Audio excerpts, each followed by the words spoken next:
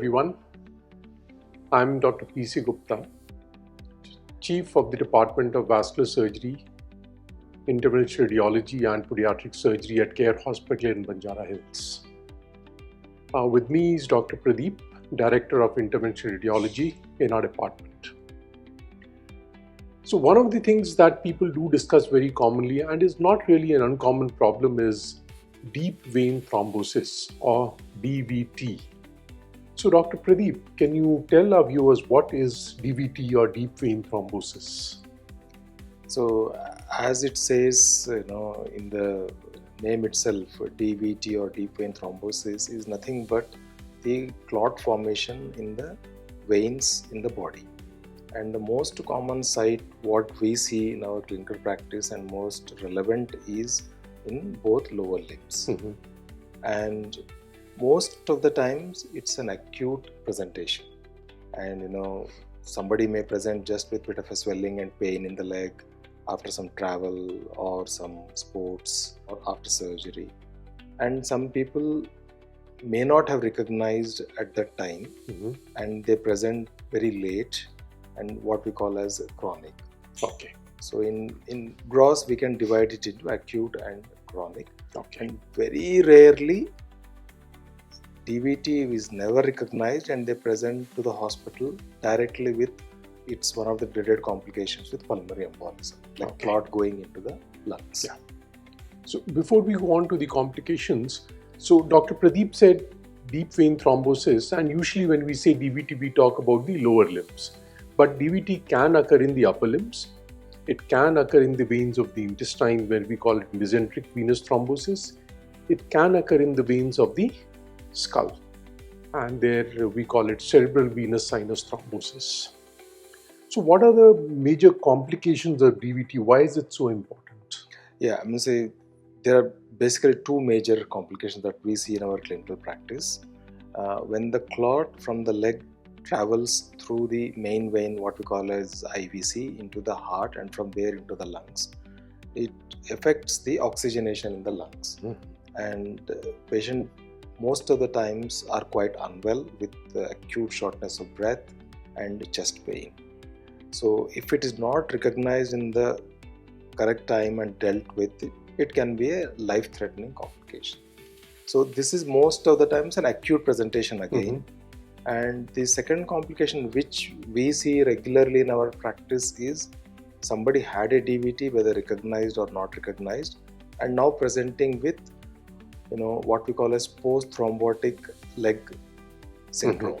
So PTS, what we call, this is a very debilitating issue both for the patients and for the doctors and for the society as such, because a lot of people are out of work because of this. They get the skin changes, leg pain and ulcerations, and all these things take out the working hours or the active working life of a lot of patients. And as we all know, anybody who has a chronic issue, not only the patient, entire family suffers. Everybody gets affected. Yeah. So pulmonary embolism is potentially life-threatening. Of course, a lot of people have pulmonary embolism in a very mild form, and they would not even come to know that a clot has gone to the lungs. And they remain totally asymptomatic, and only if we image the lungs we would come to know. But yes, some of them can be really very severe and the patient may be very unstable, or it can be a cause of sudden death. Post-thrombotic syndrome occurs basically because the veins get obstructed and sometimes even the valves get destroyed. So the veins are not able to function normally, resulting in increased venous pressure in the legs. So let me ask you the next thing. Who are the people who are at risk of getting DVT? I think the most common is somebody who is in the hospital and who are unwell and are on the bed, for whatever reasons. Yeah, very interesting statistic. Hospitalized people are at 100 times higher risk for DVT than a normal population. So hospitalization is a risk for DVT. In itself is a risk. So That's why most of the hospitals have DVT prophylaxis protocols, how to prevent them, either using stockings in the legs or giving preventive medications for prolonged at-risk patients. So I think that is most of the time should be recognized and acted upon, and we agree that no patient who is not at risk or has been hospitalized developing a DVT is not acceptable. And the other patients who are at risk are people who travel long hours, especially in flight, and are sitting in one sitting position without moving, and it is very well documented. The long flight without any compression stockings, they are at risk. And the other group which we see regularly are somebody have inherent clotting disorders, who have propensity to form clots without any reason, what we call as an unprovoked DVT. So these are basically what we call hypercoagulable patients. States. So they have an increased tendency for clotting.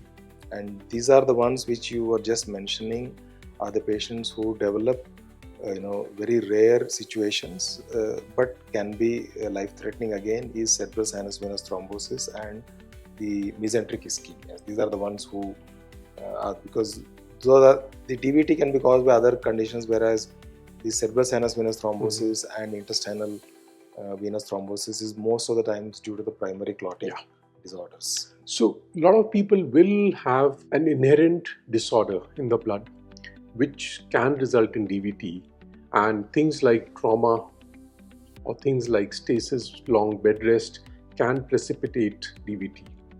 So if we look at the hospitalized patients, we can divide them into medical and surgical. So in fact, patients admitted in medical ICUs are at a higher risk. So those who have, let's say, pulmonary disease or pneumonia, people who have stroke or paralysis, people having an acute MI, patients in severe sepsis.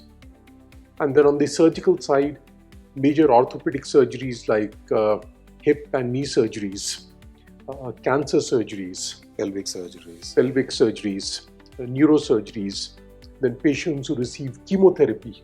So they are at a double risk because of the cancer itself and because of the chemotherapy itself. They are at a higher risk of deep vein thrombosis.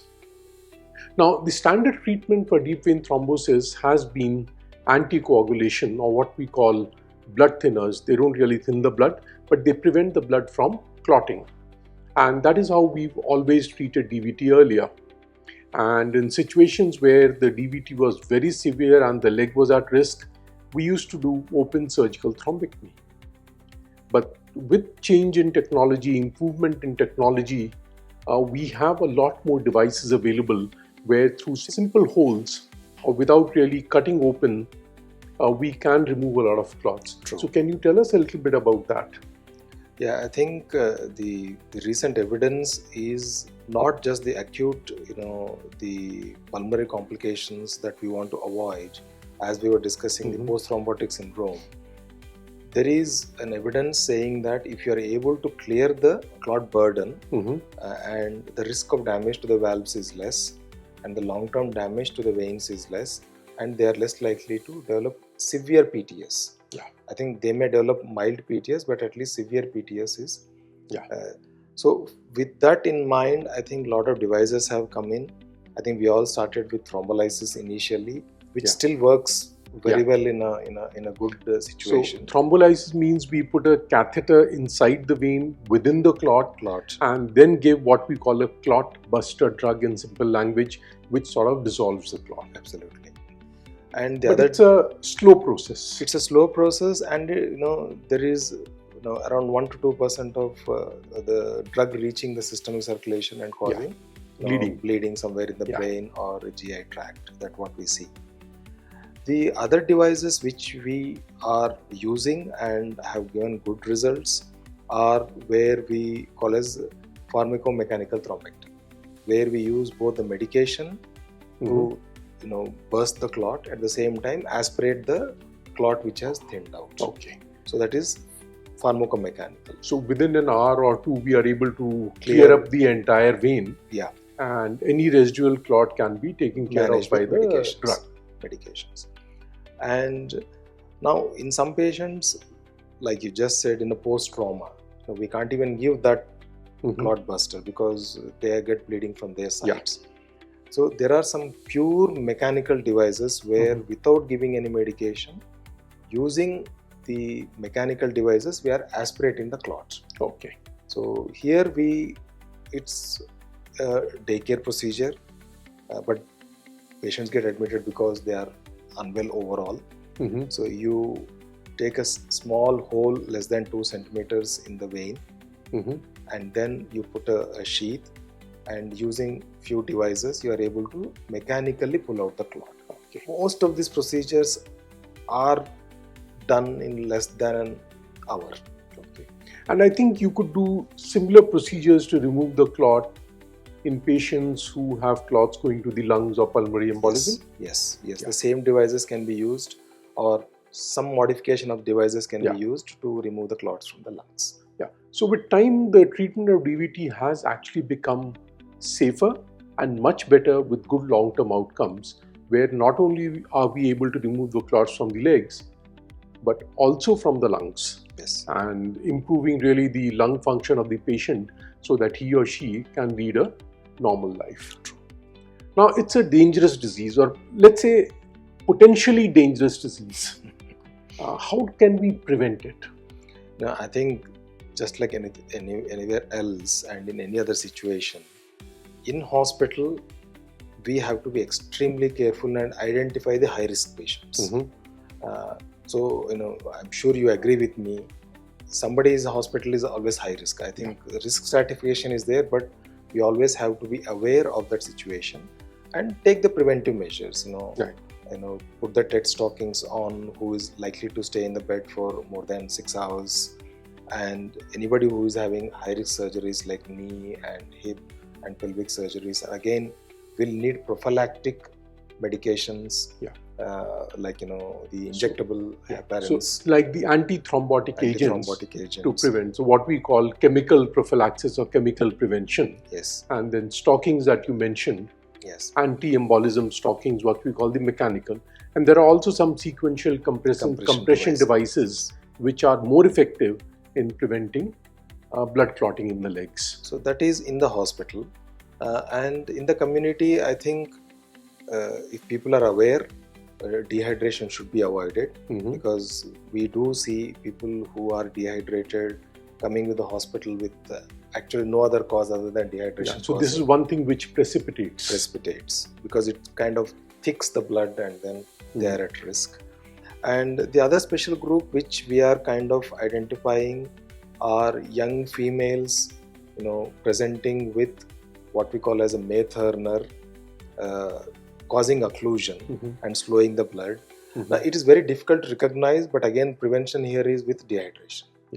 And OC pills is another area which we have to oral be careful. Contraceptives, again in the childbearing group of women, again, in some people they can precipitate deep vein thrombosis. I think, and having a healthy lifestyle, I think ultimately that's weight, increased weight, obesity itself is a risk factor for DVT. So obesity, pregnancy, OC immobility, major surgeries, immobility for any reason, long flights, especially let's say you're over 55, 60, I think it's a good idea to wear compression stockings in flight. Yes. Avoid alcohol, drink a lot of water, walk around a bit so that you reduce the risk of getting DVT in flights. True.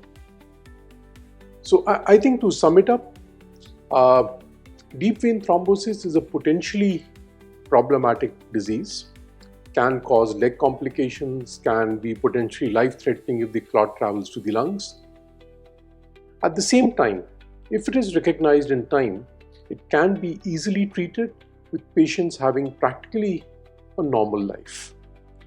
At the end, what I would like to add is patients who remain at recurrent risk of DVT because of either an inherent disorder in the blood or having repeated episodes, we like to put them on lifetime medication so that they do not get deep vein thrombosis again and again. Anything else you would like to add? No, I think we have covered pretty much everything. Well, thank you for listening to us. Thank you.